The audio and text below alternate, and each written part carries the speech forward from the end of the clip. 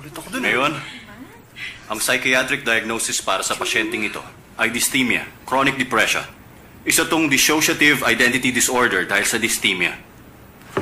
So, ibig sabihin, siya ay nagsasuffer mula sa multiple personality disorder. Tignan nyo, isang ordinaryong kwarto na may 4 na sulok at kisame. Pero, paano siya nakunan ng camera sa ganung posisyon? Actually, merong 2 paraan. Ang una sa 2 yun, pwede siyang tumingin pa ibaba dun sa camera habang siya'y nakatungtong sa isang furniture na may 2.8 meters ang taas. Pangalawa, pwede rin namang nakasabit siya ng patiwarik mula sa kisame na may 3.3 meters ang taas. Nakikita niyo ba yung salaming nakasabit sa dingding? Makikita niyo ron yung pader kung saan nakakabit yung camera. Walang mga furniture, hindi ba? Meron lang isang explanation. Siguradong siya ay nakasabit ng patiwarik sa kisame. Pero, sa nakikita niyo sa screen, walang kahit na anuman o bagay ang pwede niyang makapitan doon sa kisame. Flat ang kisame, hindi ba? Ayon sa pagsusuri ng mga shaman, siya ay may tinatawag na spirit sickness at sumailalim siya sa isang ritual ng pagtanggap ng espiritu sa kanyang katawan. Nawala ang kanyang sakit. Ngayon naman ang huling case, nagsasuffer din siya mula sa dissociative identity disorder. Sinukat ng research team natin ang taas at ito ay umabot ng 1.15 meters. Kung mapapansin nyo, walang kahit na anong nakalagay sa lupa, hindi ba? At ayon sa research, ito ang profile ng babaeng mataas tumalon. Siya ay 52 years old at nagsasuffer ngayon sa sakit na severe arthritis. Paano siya makakatalo ng mataas sa kondisyon na yon? Meron bang paliwanag para doon? Meron bang logical medical basis? Sa tingin ko, wala. Ayon sa pagsusuri ng mga shaman, nagsasuffer din siya sa tinatawag na spirit sickness. At ngayon ang araw na isasagawa ang ritual sa kanya. Okay, 8 totoong case ng spirit sickness ang nakita ninyo. Pinapakita lang sa atin ng mga case na ito na hindi tayo pwedeng basta magbigay na lang ng medical diagnosis. Meron bang tanong? Professor, akala ko po kasi yung mga tao nagiging shaman ang nagkakaroon ng tinatawag na spirit sickness. Sir, meron po bang karaniwang sintomas ang ganong klase pong sakit? Hindi nila kailangan maging shaman para magkaroon ng ganong klaseng sakit. Pero, merong mga karaniwang sintomas yon. Yung mga taong may spirit sickness, nagsasuffer sila sa mga bangungot, optical illusions, at meron ding hallucinations. Pero, ang mga sintomas na ito ay makikita rin karaniwan sa mga may sakit sa pag-iisip. Kaya naman mahirap i-differentiate mula sa normal diagnostic methods. Pwede rin bang sabihin kaya nagkasakit kasi may family history? Professor, na-experience yun na ba ang spirit sickness? Ha, Professor?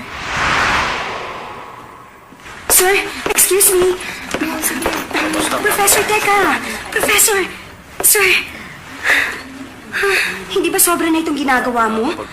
Kapag binibisita kita sa ospital, sinasabi mo may pasyente ka. Sorry, excuse me. Pati dito sa school, hindi mo rin ako pinapansin.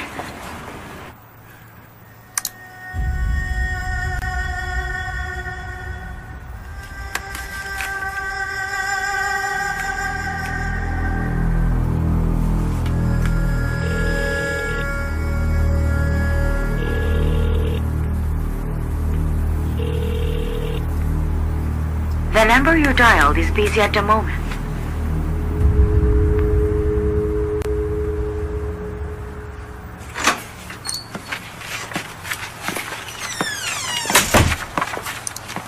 Pumunta na naman dito si producer Ju Wei-hin. Dr. Shin, saglit na naman interview ah. Bakit ayaw mong pagbigyan? 3 buwan ka na niyang sinusundan ah.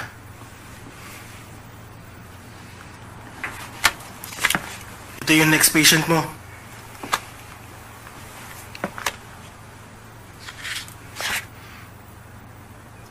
Leo Creon. Sige na, pakituro kung saan siya uupo. Doon po tayo. Doon tayo.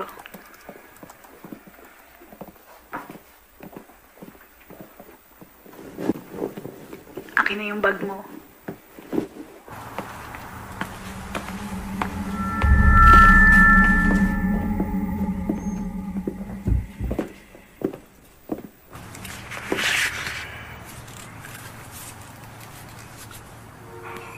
Kumusta? Nakakarinig ka pa rin ba ng mga kakaibang tunog?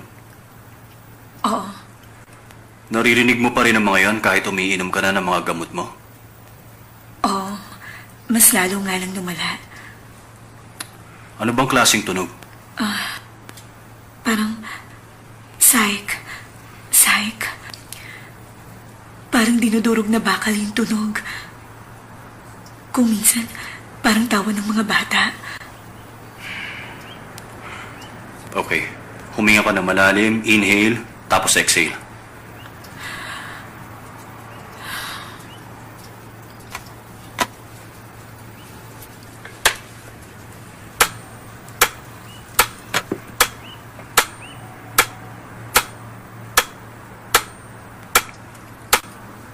Mag-focus ka sa sound na yon.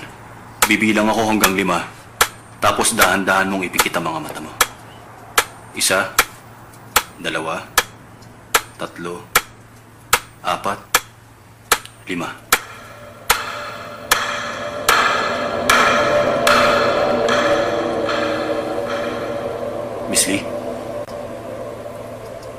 Miss Lee, naririnig mo ba ako? Miss Lee? Naririnig kita.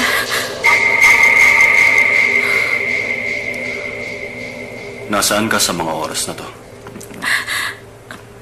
Parang masikip. Hindi ko alam kung nasan ako ngayon. Wala akong makitang kahit na ano. Wala. Puro dilim lang. Okay, sige. Miss Lee, huminga ka ulit ng malalim, inhale, tapos exhale, at magliliwanag na ang paligid.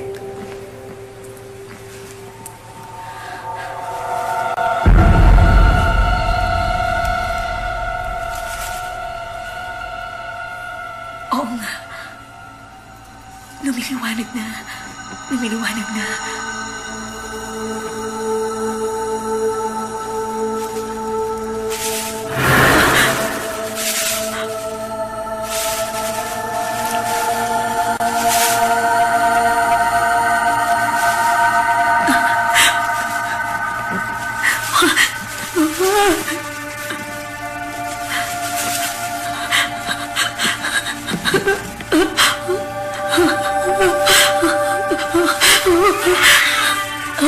Meron ka bang nakikita? Sanggol. Bagong panganak na sanggol. Ang baby ko. Sigurado ka bang baby mo yon? Sigurado ako. Baby ko yun. Sigurado akong baby ko yun. Miss na miss ko lang baby ko.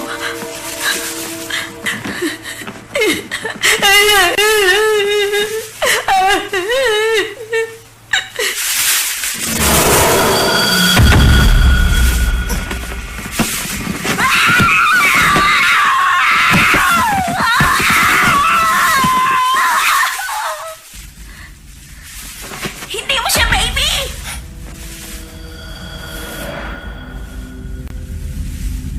Miss Lee? Hindi mo siya baby! Kapatid ko siya!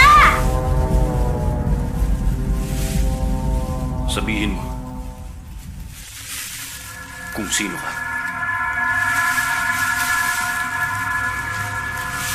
Ako si Heijung.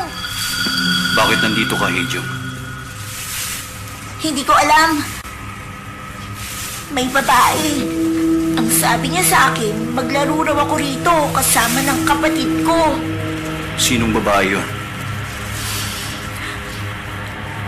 Yung babaeng may cone hat. Sa tabi mo ba, may ibang babae maliban dun sa baby? Walang ibang tao.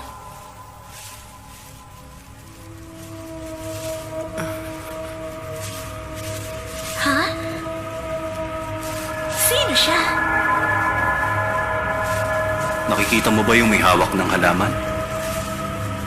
Sino siya? Pwede mo bang sabihin dun sa lalaking nakikita mo ngayon kung saan mo nakilala yung babae? Mabait kang bata, di ba? Okay, pagbilang ko ng 3, sabihin mo kung saan mo siya nakilala. 1, 2, 3.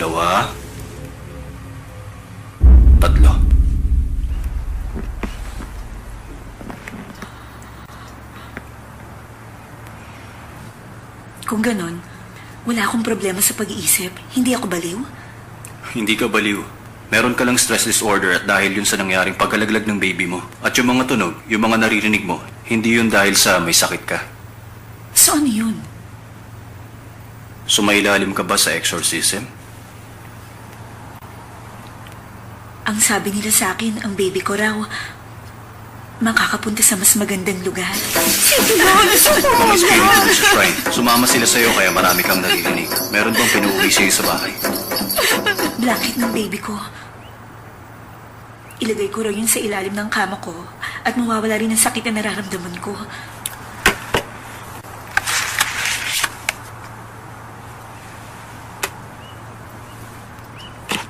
Dalhin mo dyan yung blanket at sabihin mo sunugin nila. Sabihin mo pinapunta kita at gagawin niya ang ritual para sa mga Sikat patay. na shaman yun at magaling magsagawa ng ritual sa patay. Ituloy mo lang ang mga gamot para sa depression. Sa loob ng 6 na buwan, 1 beses ka sa 1 buwan pupunta para sa treatment na kagaya kanina. Okay po. Mag-iingat ka.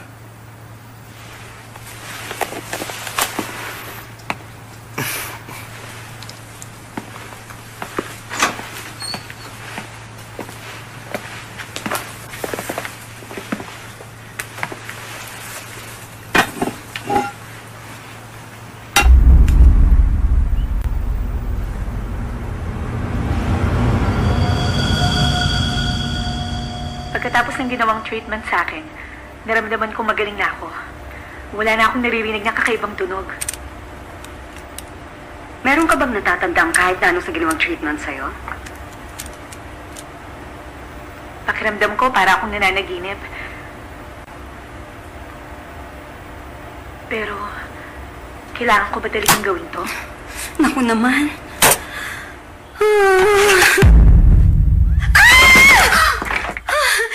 Ay, tinakot niyo ako.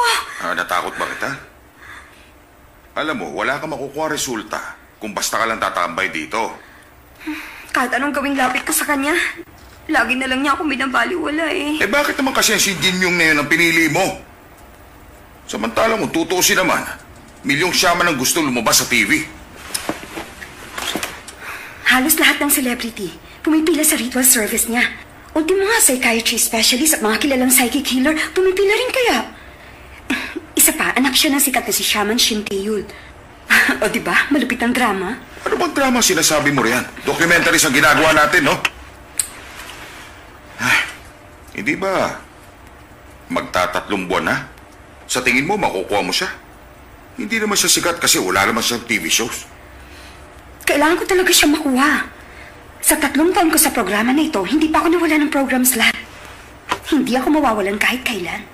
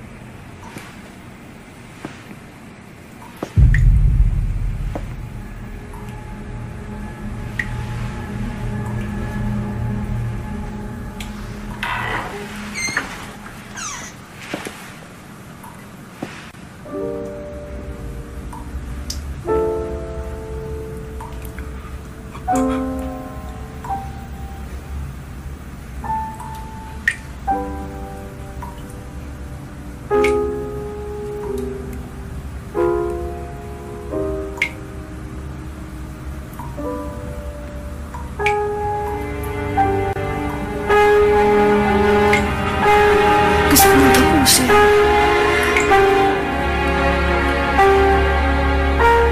Kung ganito ang buhay ko. Marami sila sa paligid. Lahat sila naririnig ko. Kahit sa pagtulog ko. Zoe.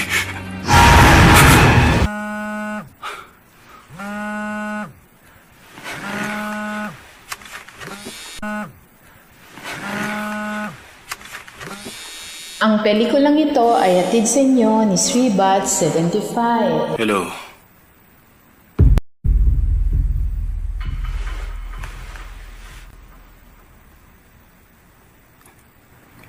Kailan pa?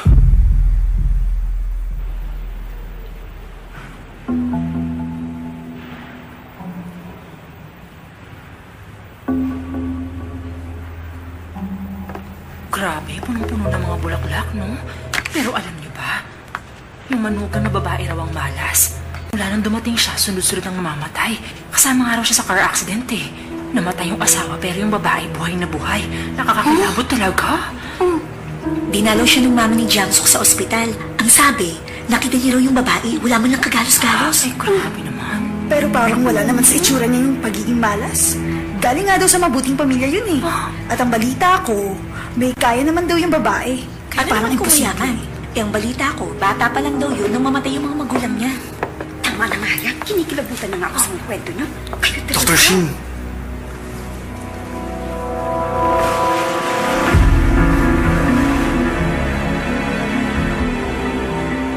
Pwede bang iwan mo muna kami rito sandali? o sige. Sabihin niyo ng huling paalam niyo.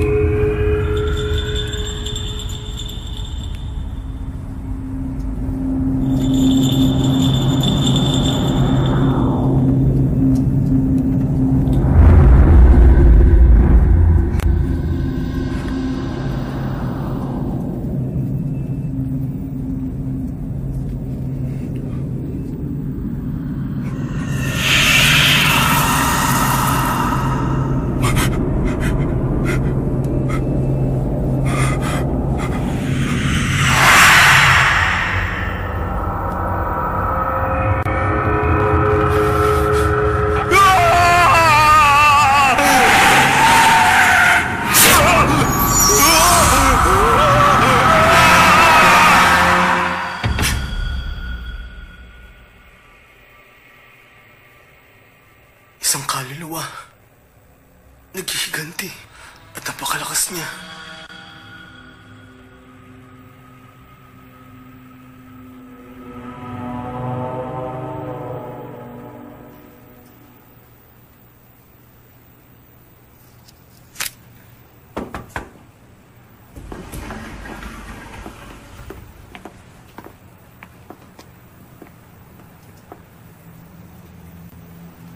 Sino kayo? Ako si Shin Jin Myung. Magkasama kami ni Juyul sa trabaho bilang army doctors. Maraming salamat sa pagpunta. Kung patay ang ipinunta nyo, sa funeral hall kayo dapat pumunta.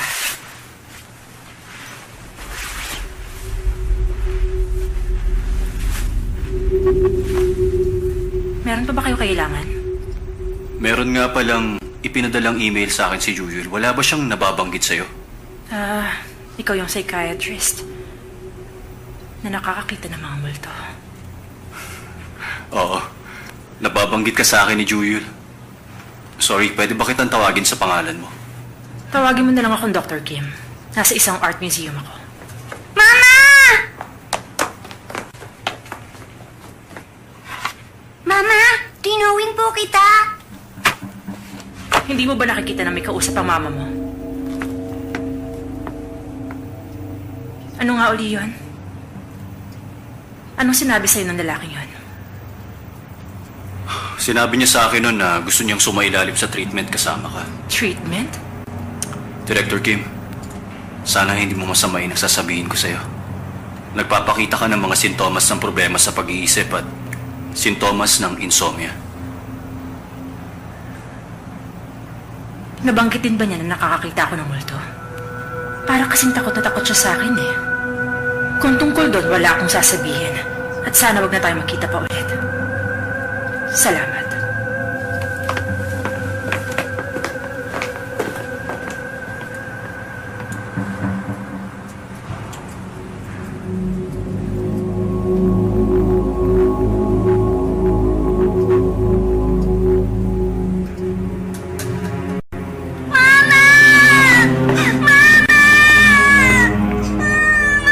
Ma'am, gumising po kayo!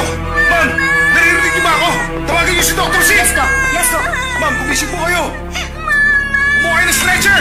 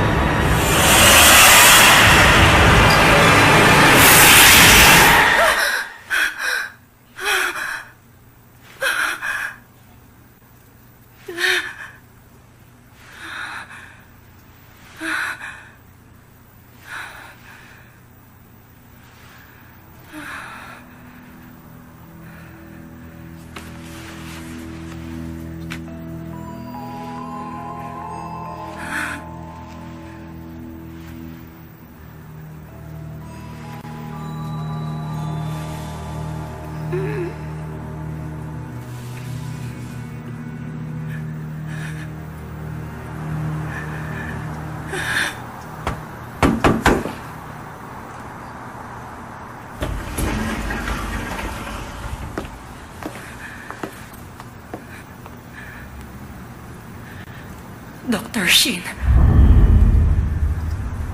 Madalas ka bang mawala ng malay? hindi naman ako dating ganito. Pero makakalimutin na rin ako nito mga nakaraan. Hindi rin ako gaano nakakatulog ng maayos. Tapos bigla na lang ako magigising ng humihingal. At wala rin ako matandaan na kahit na ano sa mga nangyari. Siguro ito yung mga sintomas ng sleepwalking na sinasabi sa akin ni Juyol dun sa email niya. Alam naming dalawa ni Juyol na hindi lang basta simpleng sleepwalking yon. At saka isa pa, hindi ko alam kung anong ibig sabihin nung kumikilos daw ako na para akong ibang tao. Yun ba yung kapag napoposes ka? Simulan na natin ang treatment pagkatapos ng libing ni Juyul. Kapag nagdalawang isip ka, baka mas lalong lumala ang problema.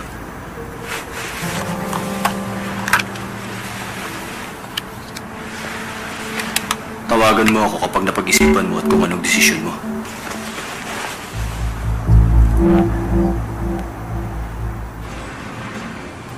Sandali. Gusto mo kong maging spy, ganun ba? Ano ka ba? Masyado ka namang negative mag-isip dyan. Sabi mo, marami ka nang nakita magagaling ni Shaman. Siguro mas magandang isipin mo na nagko-collaborate tayong dalawa sa isang napakagandang programa. Parang ganun ang isipin mo. Lahat ng mga paring nasaksihan mo, lahat sila mahuhusay pagdating sa ganung larangan.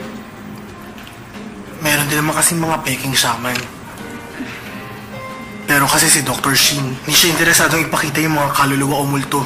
Nasa mga pasyente lang ang interes niya. O di, kukunan ko yung magiging proseso sa objective at patas sa pamamaraan, okay? Talaga? Objective at patas na pamamaraan ba ka mo? Ang balita ko, yung fans ng Gundam, yung ganitong item, sobrang napakalaga sa kanila.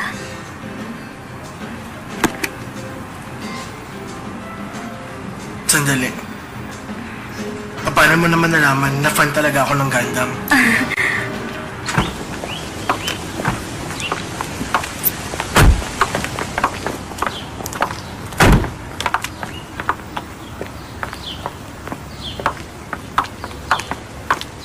Kyungju, condolences nga pala sa'yo, ha?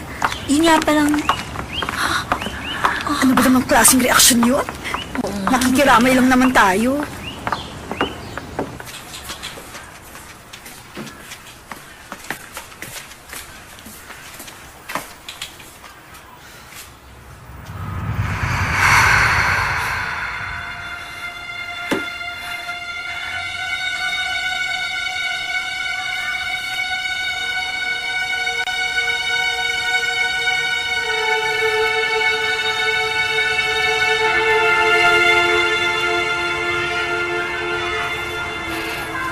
Okay lang yan. O sige na, magpaalam ka na sa mama mo. Mama, hindi po ba kayo pwedeng makasama? Pasensya na ha. Pwede bang bigyan mo muna kami ng time sandali? Sige po, ma'am. Wala pong problema.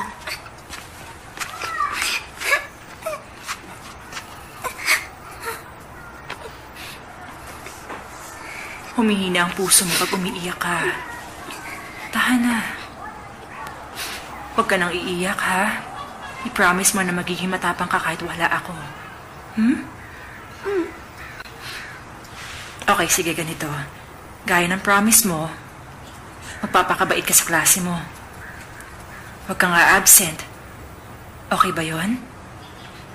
Okay po. Pero ngayon po ba? Mabait po ba kayong mama o salbahing mama?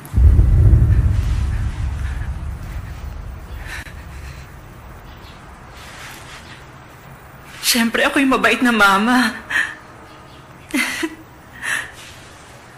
Ako pa rin naman yung palaging mabait na mama para sa'yo, anak. Alam mo naman yun, di ba?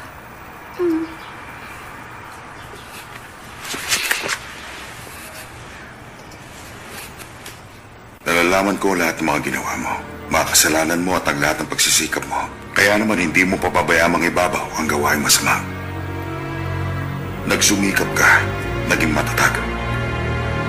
At napagtagumpayan ng maraming pagsubok para sa aking pangalan.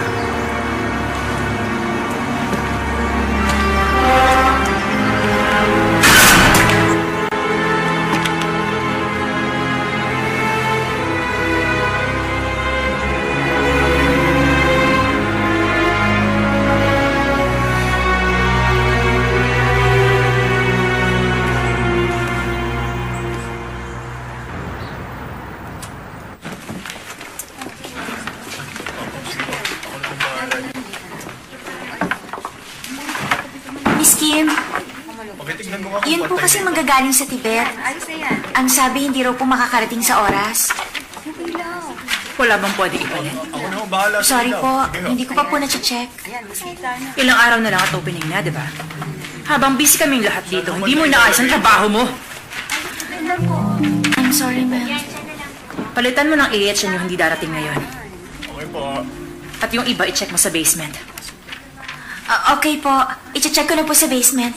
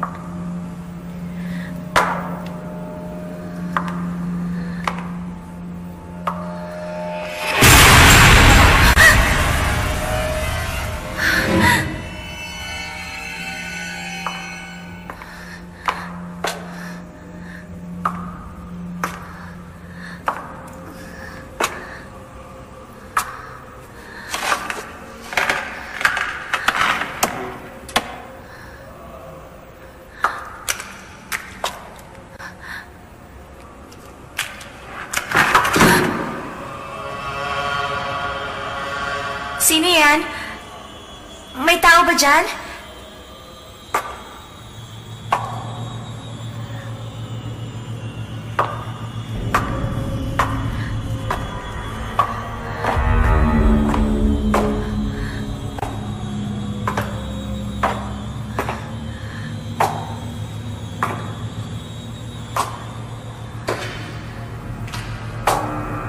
Sino yan?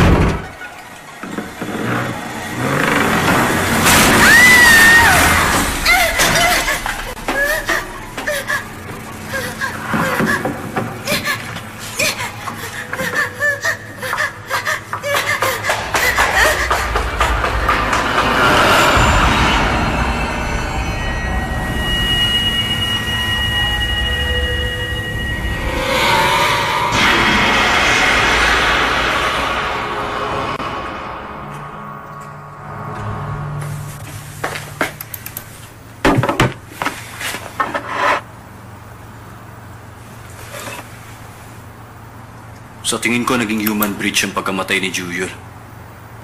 Kapag tinanggihan nila yung espiritu, may mangyayaring hindi maganda, lalo na sa mga kamag-anak. Kung isipin yung aksidente at saka yung nangyari dun sa mga kamag-anak niya. Tama ka. Nung makita ko nga siya, iba ang naging pakiramdam ko.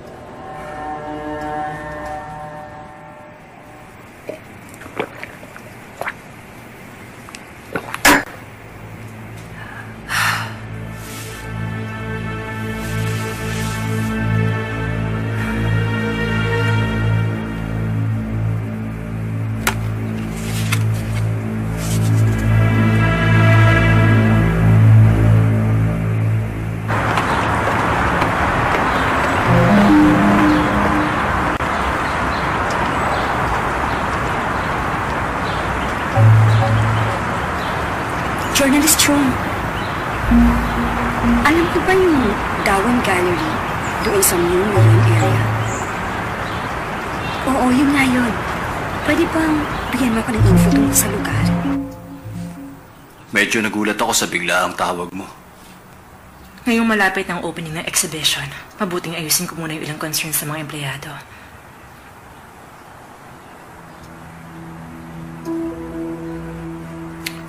Sino yung nag-drawing ng portrait ng shaman? Pinadalhan ako ni Jewel ng picture ng painting na yun dati.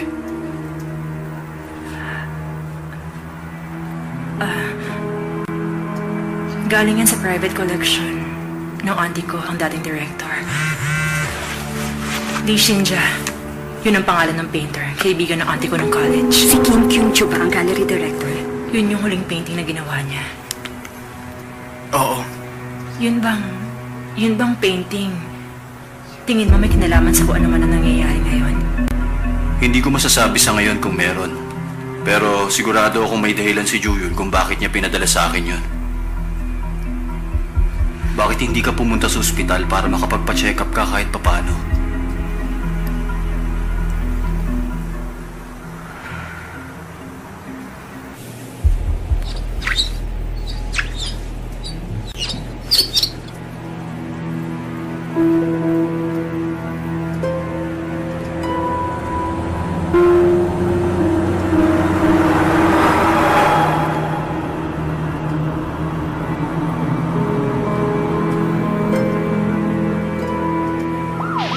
Sa pangalan ni Jesus, dudurugin ko ang binhi na kasamaan! Sa pangalan ni Jesus, dudurugin ko ang binhi na kasamaan! Tandaan nyo, sa pangalan ni Jesus, dudurugin ko ang binhi na kasamaan!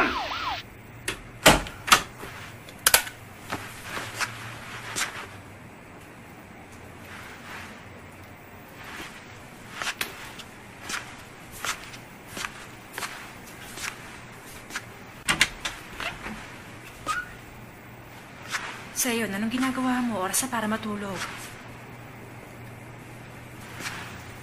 Sa'yo, nanak?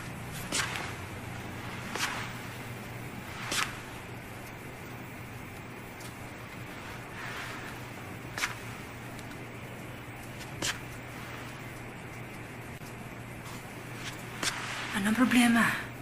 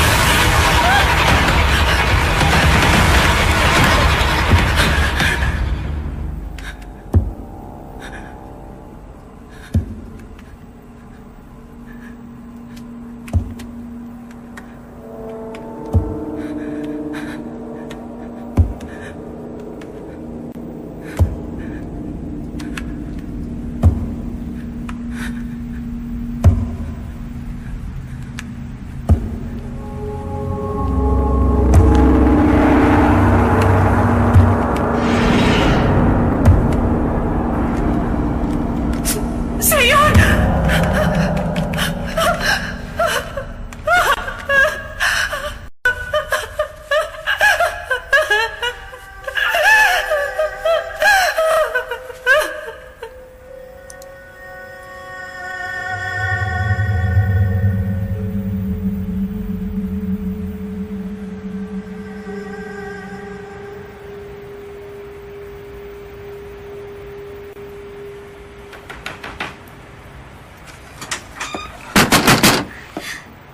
Professor!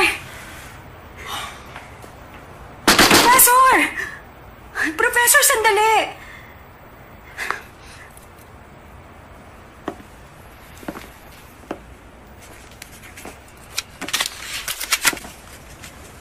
Kim Kyung-ju, survivor ng Jeju Snake Cave kidnapping. Hindi mo alam, tama? Nakuha ko yan sa kaibigan ko na nasa News Bureau. Ang alam ko, hindi na-release ang balitang yon kahit sa ang TV network. Marami kang malalaman tungkol kay Miss Kim kapag nakita mo na ang lahat ng laman yan. Sabihin mo nga. Ano bang kailangan mo?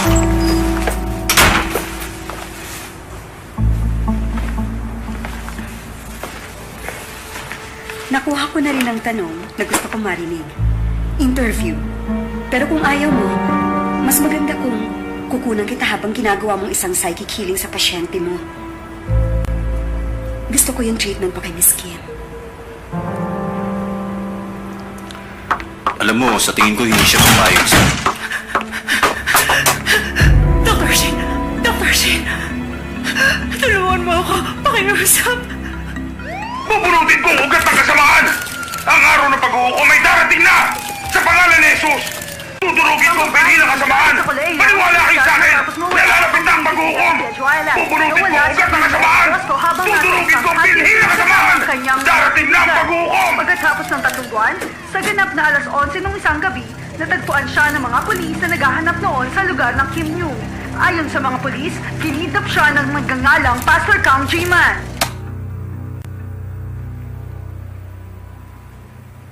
Miss Kim, kinakailangan mong sabihin sa akin ang totoo. Yung babaeng nasa screen ako yun. Pero ang totoo, wala na ako maalala simula nun. Paggising ko, bigla na lang namuti ang buhok ko.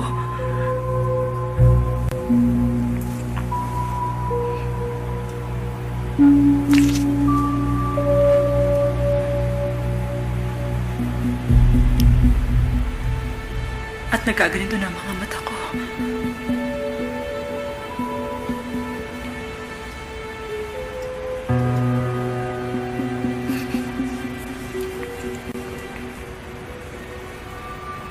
kinilala kong mga magulang.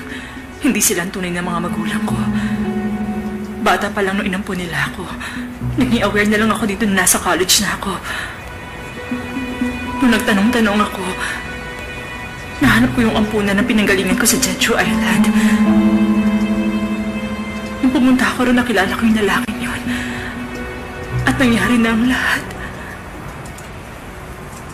Yun bang pinagdadaanan ko ngayon, Dr. Shin? May kinalaman ba yun sa nangyari noon? Mahirap magbigay ng konklusyon. Pero para sa akin, ang tingin ko meron kang spirit sickness. Yung hindi magandang nangyayari sa paligid mo, posibleng may kinalaman yun doon. Hindi dumarating ang spirit sickness dahil lang sa may nangyari. Parang nakatakda yung mangyari. Hindi lang sinabi ng asawa ko. Kailangan ko raw ng ritual para maging shaman. Pero paano ko magagawa ang ganong bagay? Hahayaan ko bang mangyari yun? Hindi ko gusto yung maging anak ko sa shaman si Seyon. Naniniwala ako mapoprotektahan ko siya. Alam kong kaya ko protektahan ng anak ko. Pero hindi ko na talaga alam ang gagawin ko ngayon. Magiging maayos ba ang buhay niya? Kung iiwanan ko siya.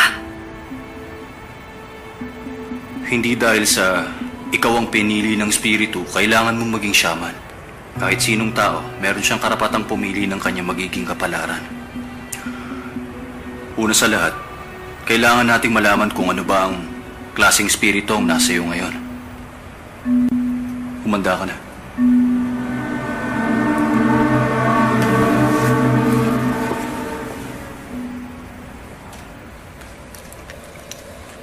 Miss Kim Kyum-ju?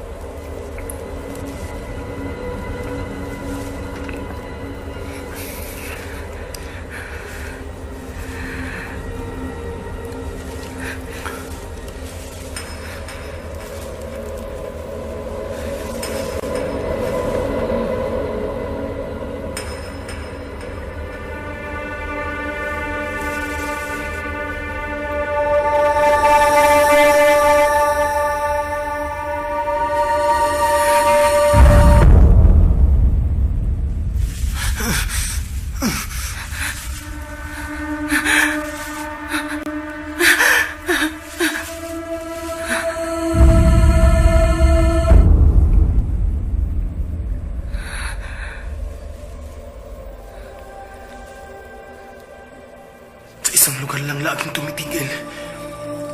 Isang lumang gusali. Parang isang simbahan. Wala na yung alaala niya nung kinidnap siya sa Jeju Island. Ang problema, nandun ang hinahanap nating kasagutan.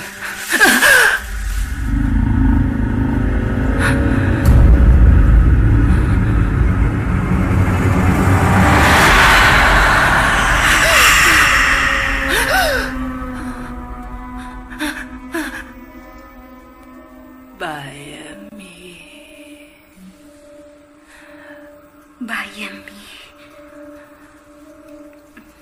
Salita yun sa Jeju Island. Alam ko ang salitang yun. Ibig sabihin nun, ahas.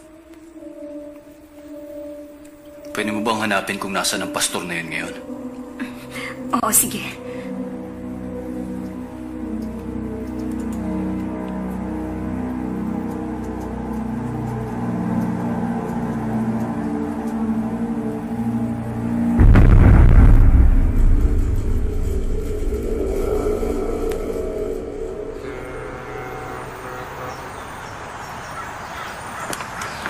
Kung isang buwan na siyang nakalaya, baka nasa Jeju Island na siya. Siguro, hanapin muna natin si Pastor Yo. Bumisita lang kasi siya kay Kang sa kulungan. Puntahan din natin yung madadaanan nating Snake Cave. Sige.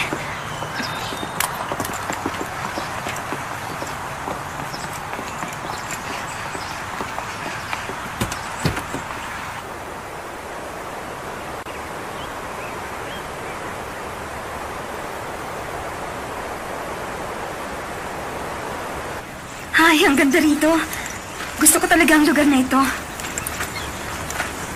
Nakapunta ka na ba sa Snake Cave? Naku, hindi pa.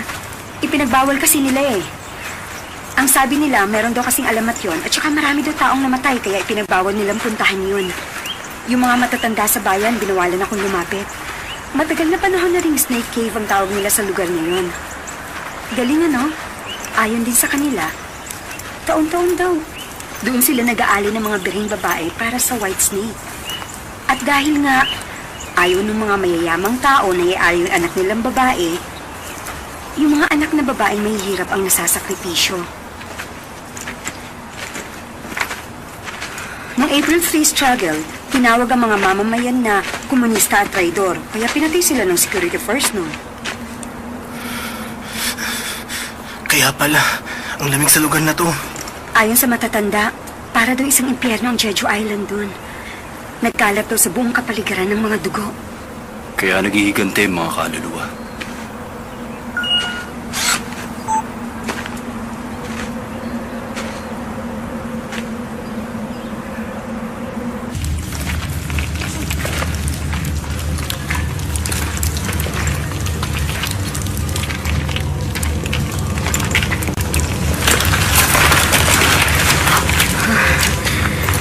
Ay, napakalamig. Pakiramdam mo meron ako mga naririnig. Posible nga yun. Sa dami ng mga naghihiganting kaluluwa ng mga taong pinaslang dito. At parang ang mga espiritu na yan, ginawa na nila itong tahanan. Sa palagay niyo, ganong klaseng espiritu ba ang sumanib kay Miss Kim? Tinago siya ng halos isang buwan sa kuwebang to. Hindi na ako magtataka kung malakas na espiritu ang sumanib sa kanya. Ji Kwang, nakakakita ka rin ba ng multo? Pinanganak na medium si Ji Kwang. Minana niya yun sa lola niya. Para siyang soul interpreter. Isang taong kumukonekta sa mga espiritu. Ay, ano ka ba naman? Bakit mo ba ginawa yun? Nakakainis ka!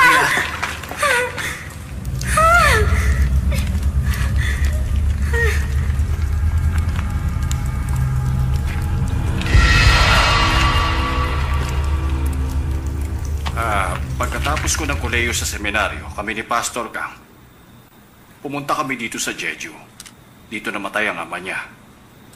Kaya, espesyal ang lugar na to para sa kanya. Opisyal ng security force ang ama ni Pastor Kang. Dumating siya rito. Kasalukuyang nasa April 3rd struggle ang lugar na ito. Maraming taong nakikipaglaban para sa kanilang karapatan. Naglingkod din ba si Pastor Kang para sa Frontier Church? Oo. Dumating ako noon doon pagkatapos maitayo ang isang bagong simbahan. Habang si Pastor Kang nanatili sa Kimyong area. Nagtrabaho siya ng gusto. Bata pa siya at seryoso sa paglilingkod. Pero nung makita ko siya matapos ang 3 taon, para bang merong nagbago. Demonyo raw ang pumatay sa kanyang ama. Sabi rin niya, kapag daw hindi natalo ng banal na espiritu ang demonyo, palagi raw magkakaroon ng kaguluhan, karahasan at kamalasan.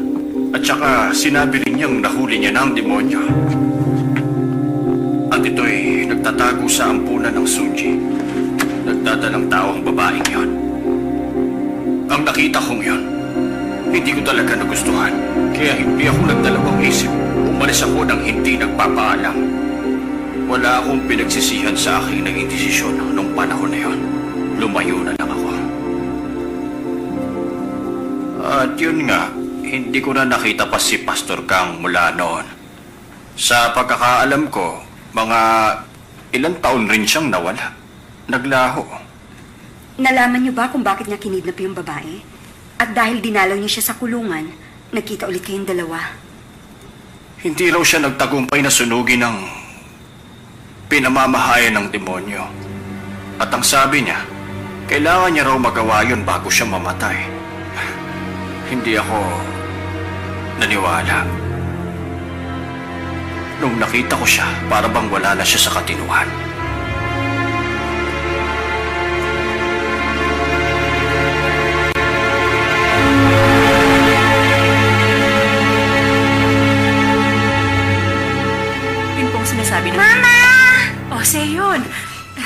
Ito nga palang anak ko. Mag-hello ka sa kanila. Hello po sa inyo. Ayun sa'yo. Gusto mo makita yung mga painting? Opo. Ito, tingnan mo.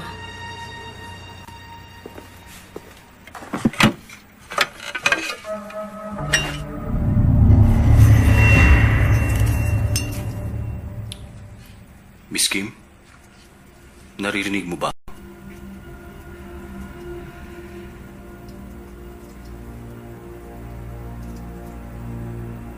Nasaan ka ngayon? Hindi ko alam kung nasan ako.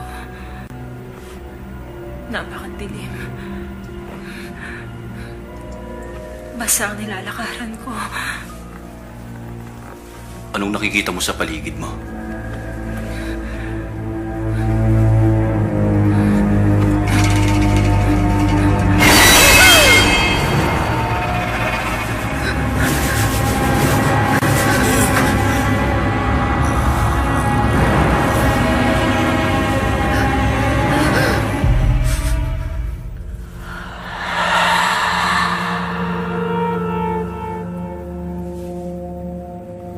Sinong kumakausap sa akin? Sige, ituloy mo na makikipag-usap. Sabihin mo. Sino ka? At sinong gusto makaalam? Bakit ka nasa katawan niya?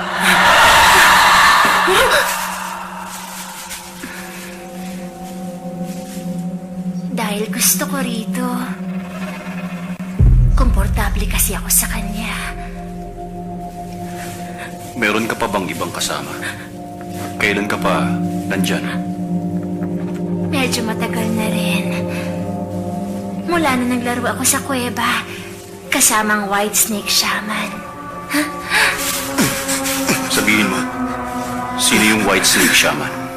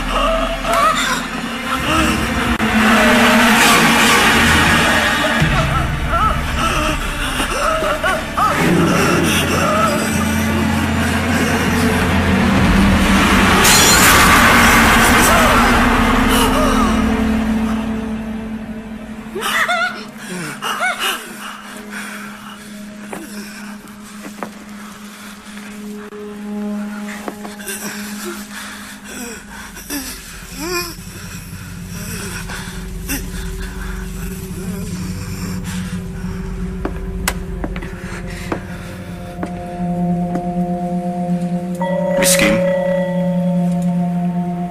Miss Kim, naririnig mo ba ako? Oo. Ang paligid, nakikita mo ba ng maayos?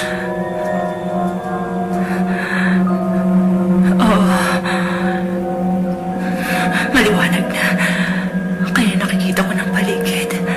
Mabuti naman. Sige, bumalik ka na.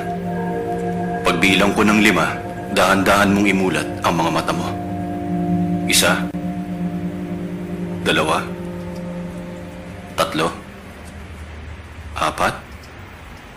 5.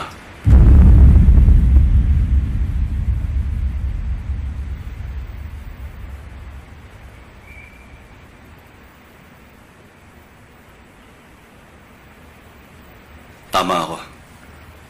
Mga espiritu nga mula sa Snake Cave ang dahilan.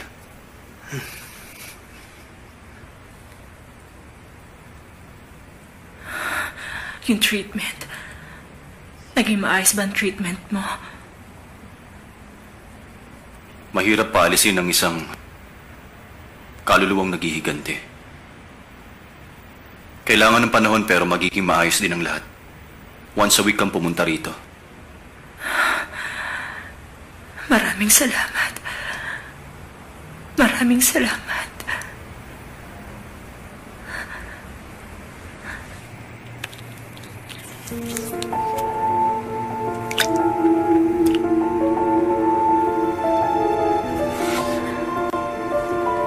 Basahin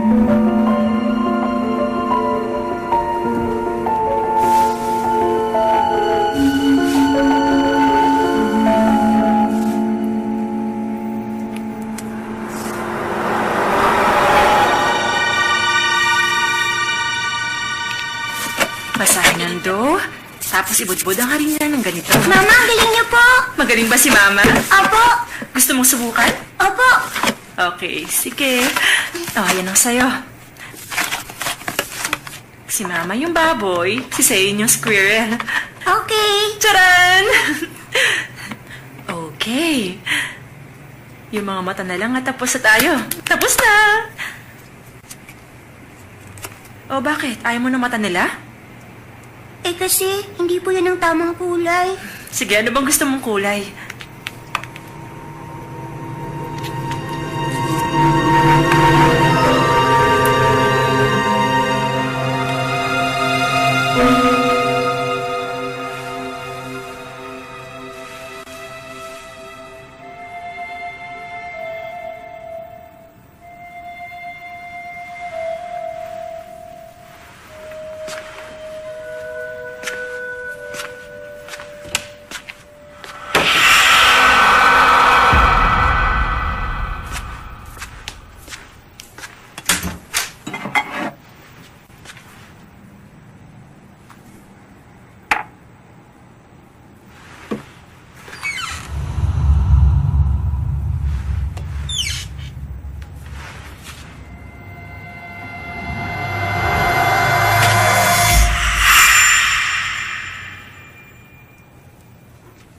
Ma'am, meron po ba kayong kailangan?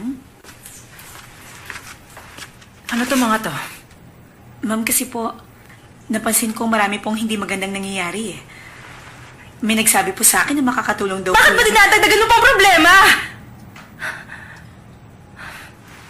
Okay nang lahat ngayon. Ma'am, kasi hindi ko rin po talaga gusto ang mga yon. Pero yung mga multo, pinipili po ba nila yung gusto nilang lapitan o saniban? Umalis ka na! Pasensya na po.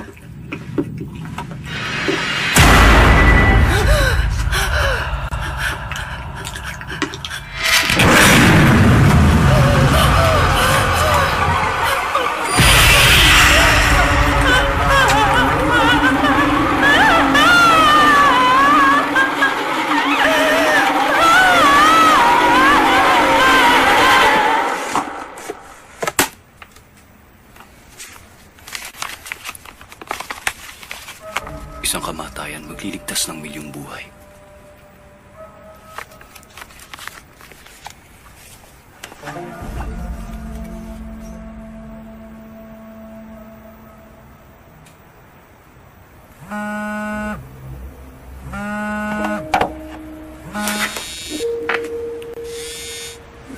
Hello, Miss Kim?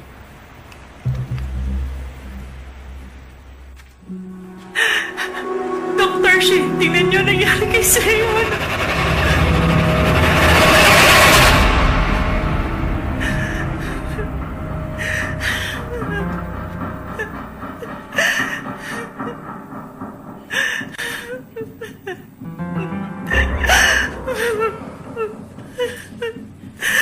Huminahon ka lang, Miss Kim. Yun bang mga gamit ni Juyul nasa study room pa rin niya? Oo.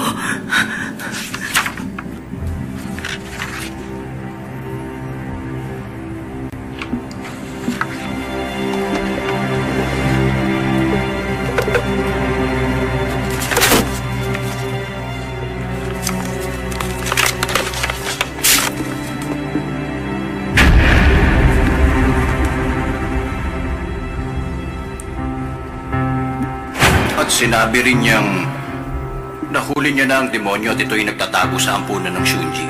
Nagdadalang taong babae. Ang problema, lumipat ngayon yung spirito kay Seon. Palimitan, yung spirito, hindi sila lumilipat sa ibang katawan. Merong dahilan kung bakit. Kailangan nating malaman kung kaninong spirito yon. Nung mamatay ang asawa mo, nakita ko ang isang malakas na naging higanting espiritu. Parang pari o shaman. Kung totoo man yon, ibig sabihin delikado. Kung ang taong yon ay naging naghihiganting espiritu, hindi pwede yung ordinaryong ritual. Kailangan nating malaman kung sino ang espiritu na yon. At saka tayo magsasagawa ng isang pangtaboy o eradication ritual. Kung ganon, anong pwede natin gawin ngayon? Kailangan nating mahanap si Pastor Kang.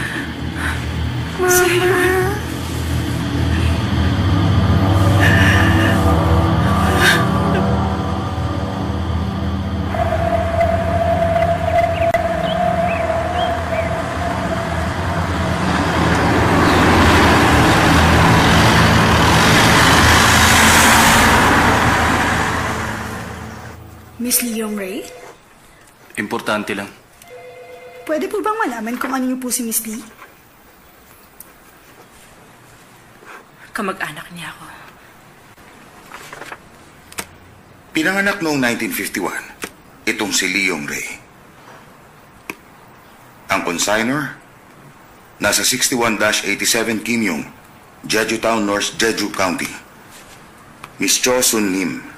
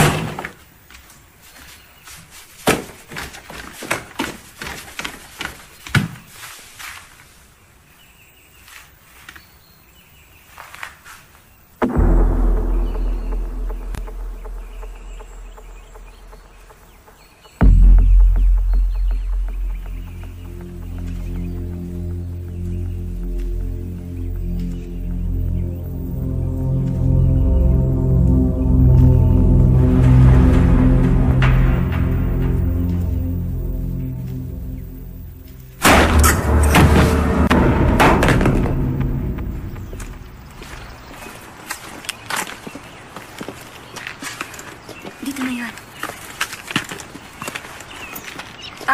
Tao po! Sino ba yan? Ano bang kailangan ninyo? Magpapahula ba kayo? Hindi po, Lola. Meron lang po kasi kaming hinahanap na tao. Sino? Si Miss Leong Ray po. Kilala niyo po ba siya? Ay, naku. May tatanong lang po ako.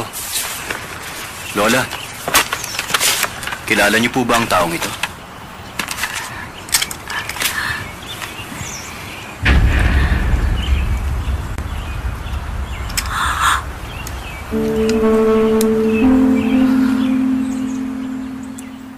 걱정되는 소리가. Ano daw ang kaugnayan mo sa kanya? Hinahanap ko pong pamilya ko. Kailangan ko pong malaman kung sino ang taong yan. Namumukhaan kita. Kamukhang kamukha niya talaga ang kanyang ina. Ano po, ina? Kung ganon, siya po ba ang aking ina? Isang sanyo daw ang dinala sa kanya ng banal na ina. Kaya lang, hindi daw yun si Leong Ray. Kung ganon, sino po ang taong ito? Isa po bang shaman si Leong Ray? Ang ina niyong Ray ang shaman, si Sukchong. Ang tao pong ito, siya po ba si Sukyong? Ang mabuti pa, umalis na kayo. Umalis na kayo. Pakiusap. Tulungan niyo po kami. Buhay po ng anak ko nakasalalay dito. Pakiusap, tulungan niyo po kami. Naku, kawawang bata. Paanong meron ka pa rin kaugnayan sa kanya hanggang ngayon?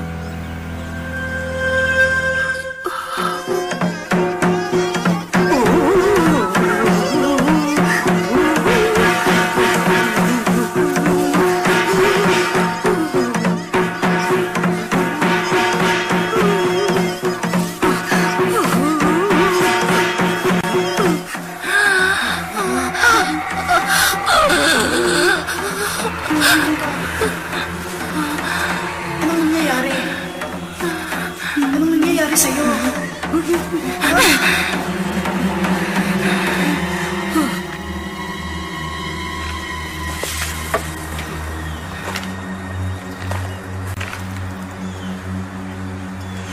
Ikaw! Ikaw! At ikaw! Mamamatay kayong lahat. Iisang araw at oras. Tigilan mo ang kalokohan mo! Ano ba sinasabi mo? Bakit ha? Sino ka sa akala mo para sabing mamamatay kami sa isang araw at sa iisang oras? Naku, pasensya na kayo. Wala pa po kasi siyang tulog kaya siya ganyan. Tigilan mo na yung kalokohan mo! Paano sila mamamatay? Paano mamamatay silang sabay-sabay at isang araw at oras? Ano? Nasabog ba ang bulkan? Aking anak, bakit mo naman nasabi yon? Magkakaroon ng malaking kaguluhan sa bayang ito? Dose-dose ng mga tao mamamatay. Mahigit sa 100,000. Mamamatay ka't may ipit sa isang lugar. Walang sino man na makakatakas mula ron. Matapos ang pangyayaring yun, sinaktan nila ang banal na ina at pinalaya si Sukchong. Pinagtago ng banal na ina si Sukchong sa kuweba. Diyos ko, tumanak ang dugo nung taon na yun. Sa araw, kahit sino pinapatay ng mga sundalo. Inaakusahang komunista. At sa gabi bumababa ang mga gerilya mula sa kabundukan at pinapatay ang mga tumutulong sa mga sundalo. Parehong mga sundalo at mga gerilya. Wala silang awang pumapatay. Wala silang pakialam sa dugong dumadaanak. Ang buhay ng tao, tila ba walang halaga sa kanila. Kumpas langin ng mga tao, may tutulad mo sa mga hayop. Ano yan ha? Mga pagkain po para sa matatanda sa kuweba. Matatanda sa kuweba. Ang leader ng mga komunista! Yan! Mga traitor kayo!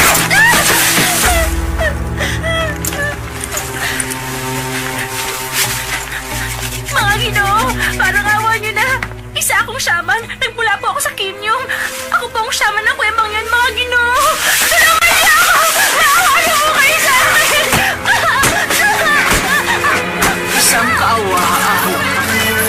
Ang kalunos-lunos na kalagayan matapos siyang pagsamantalahan ng hayop na yun. Nagdalang tao si Sukchong. At ang sanggol na yon, si Miss Leong Ray.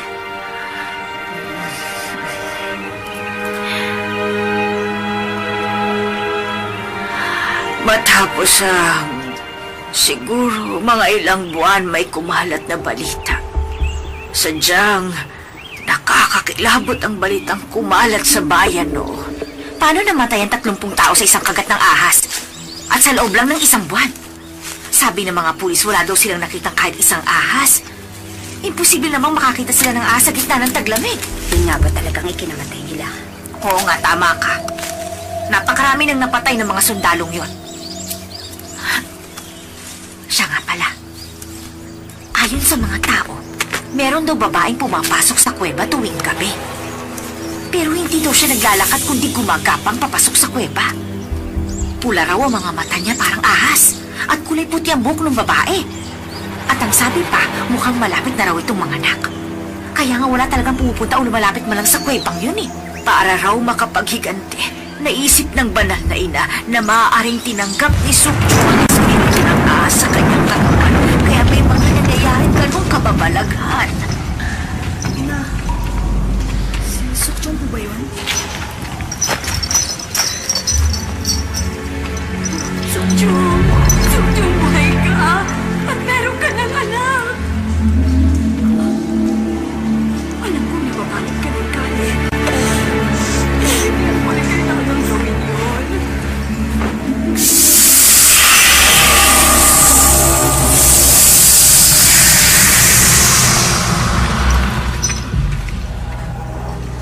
Tanging masasamang espiritu lang ang gumagawa ng mga ganung bagay.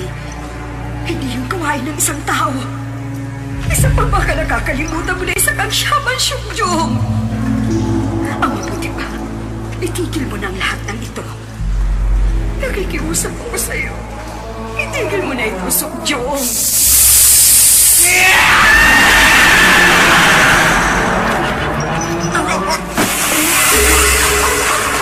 Sukjong! Bakit mo ginagawa ito? Huwag mo nang idamay ang mga inosenteng tao, Sukjong! Itigil mo na ang lahat ng ito! Sabihin mo, Sukjong, inalay mo ba ang sarili mo sa espiritu ng ahas? Sa mga sundalo, ako ang tumapo sa kanilang lahat. Pagbabayarin ko ang lahi nila sa lahat ng ginawa nilang pagpapadalak ng dugo. Kung hindi ko magawa, ang anak ko, siya ang magpapatuloy na sinimulan ko. At kung hindi niyo magawa, ang anak niya ang magpapatuloy. Paghihigantihan ko maging ang mga anak nila.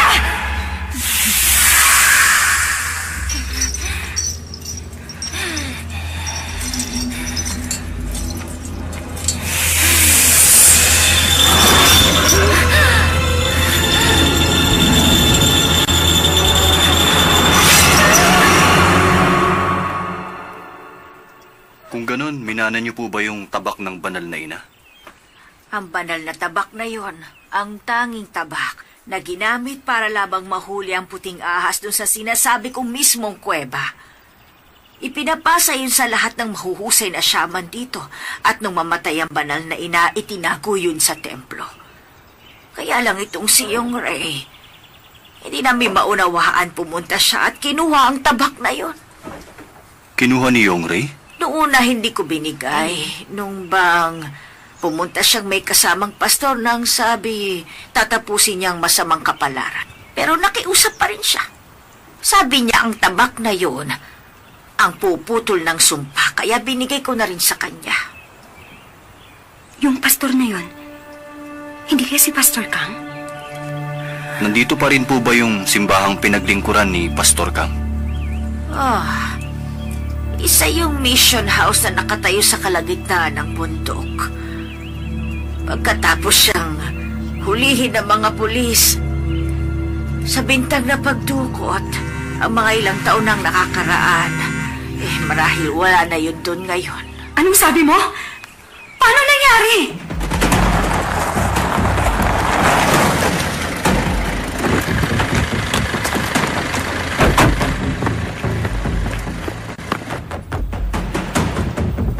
Sandali! I-post mo dyan! Yung lalaki. Si Pastor Kang Jiman. Si Seyon. Tumawag na kayo ngayon ng pulis. Si Pastor Kang Jiman, ang kidnapper. Siya rin yung Snake Cave kidnapper 15 years ago. Officer Kim, nasaan kayo ngayon? Okay, sige. Isa niyong magpunta rito. Na-check ko na security footage dito sa bahay nila. Si Pastor Kang Jiman, ang snake kidnapper. Sige, bilisan nyo. Pastor Kang Jiman.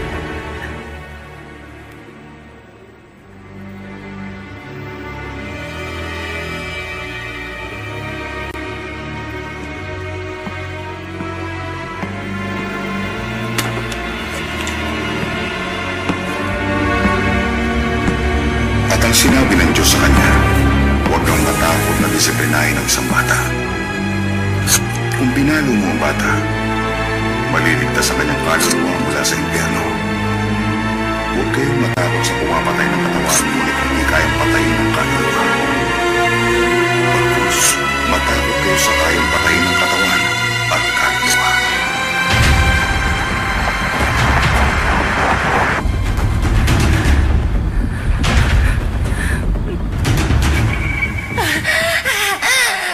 Tinanggap mo at tinala mga kasalanan ng Ama. Hinayaan mong balutin ang kadiliman ng iyong puso at kaluluwa. Sa tingin mo ba matatalo mo ako? Wala ka magagawa sa kapangyarihan ko!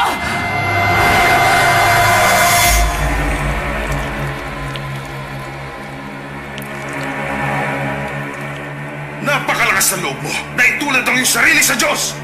Lumayas ka, masamang espiritu! Lumayas ka!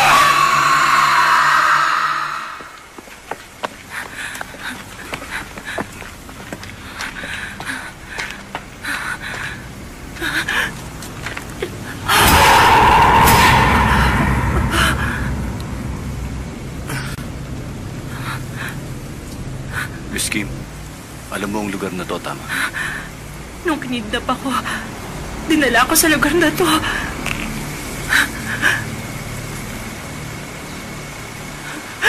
Sa'yo yun! May darating na tanda para sa mga naniniwala. Sa pangalan ko, sila ay magpapalayas ng mga demonyo. Sila ay magsasalita ng iba't ibang mga wika.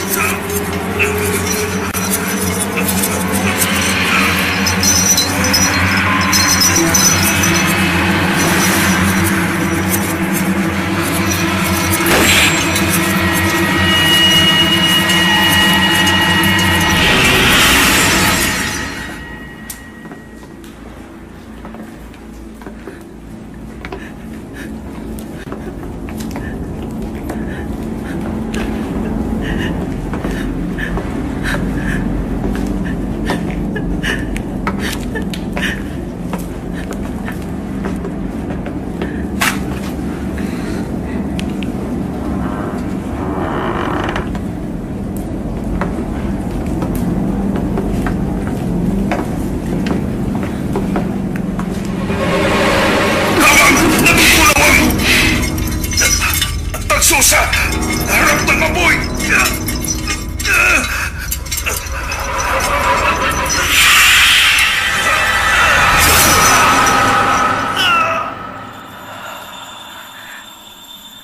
Sa'yo yun! Sa'yo yun!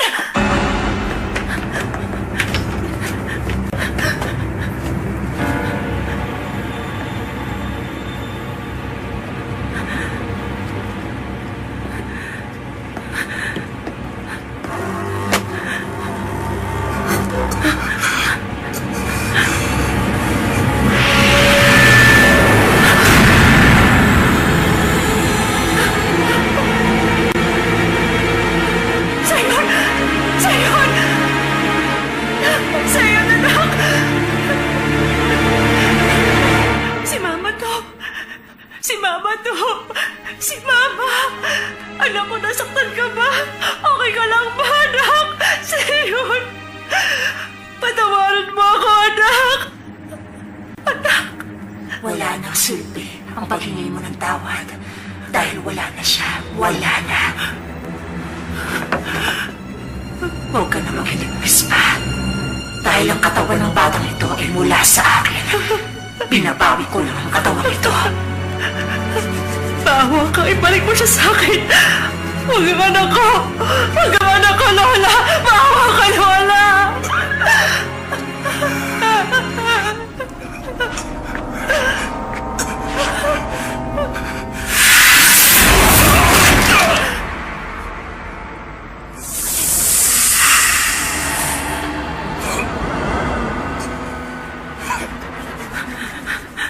Lola, ibibigay yung katawan ko. Huwag mo lang kunin ang anak ko, parang awa mo na. Ako na lang po kunin niyo, Lola. Parang awa niyo na. Ako na lang po kunin niyo, Lola. Kunjo! Huwag po ang anak ko. Ako na lang. Ibalik niyo po sa akin ang anak ko, Lola. Parang awa niyo na. Mabait ka ba, Mama, ngayon o salbahing Mama?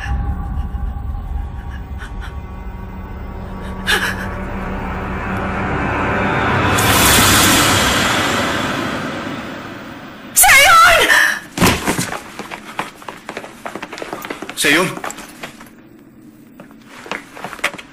Seyon? Seyon? Dr. Shin!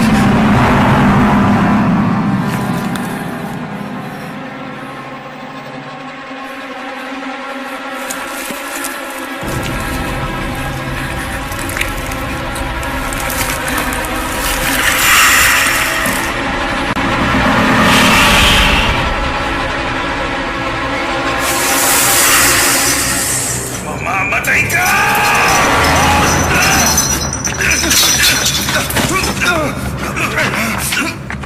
Bakit ka? Kinakailangan gawin yun. Wala na oras. Kailangan siyang tapusin.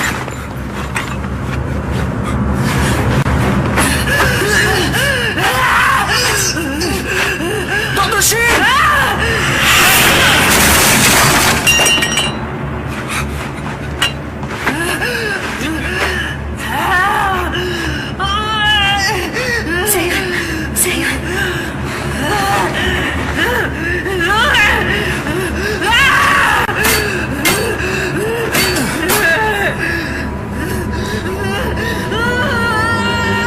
Ang kadiliman ay maglalaro.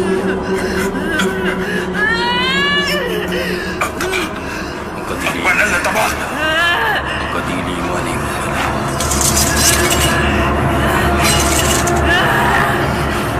Ang tabak! Gamitin mo ang banal na tabak!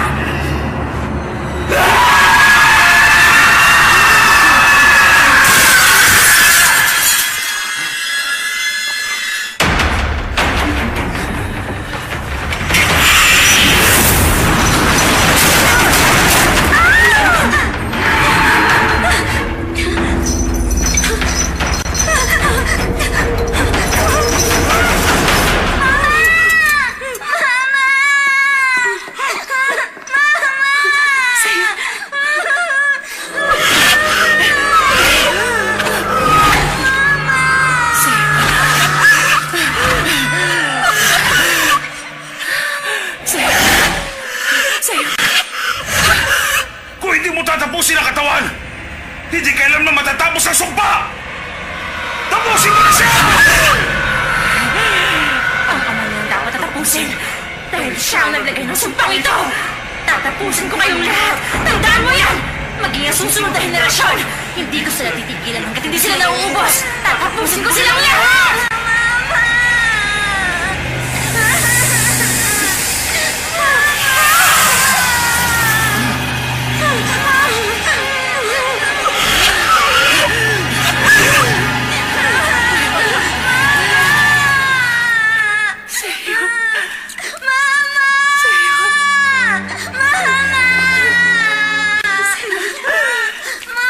Dr. Shin, gawin mo para sa anak ko. Patuloy mo na ang sumpa.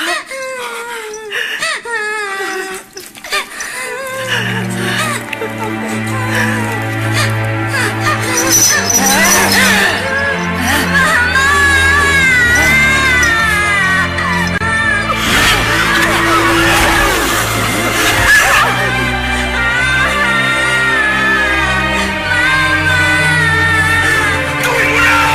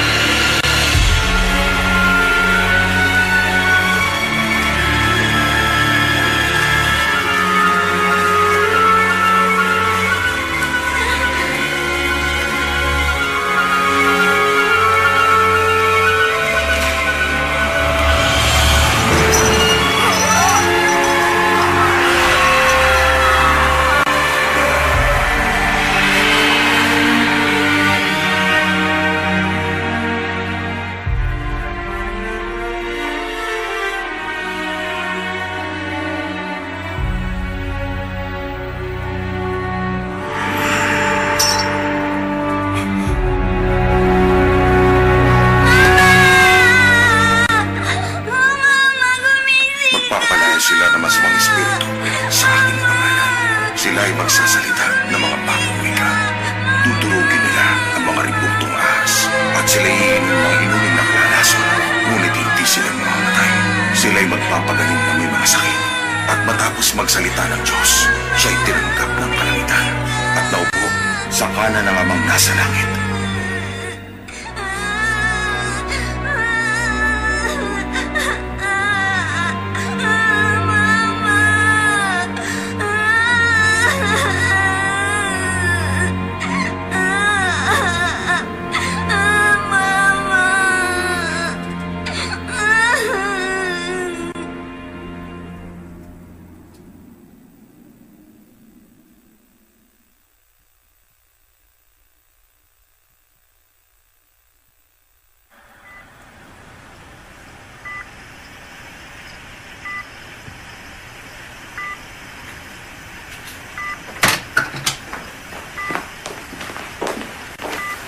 Mama!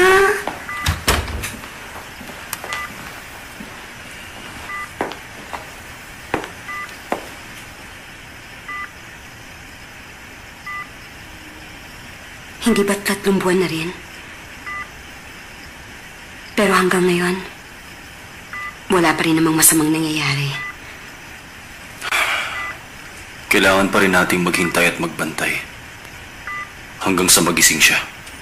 Malapit na siyang magising. Magigising siya para kay Seyon. Hindi ba, Seyon?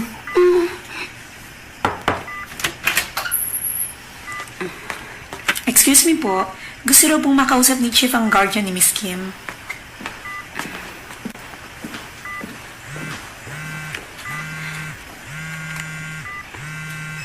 Seyon, dito ka lang muna, ha?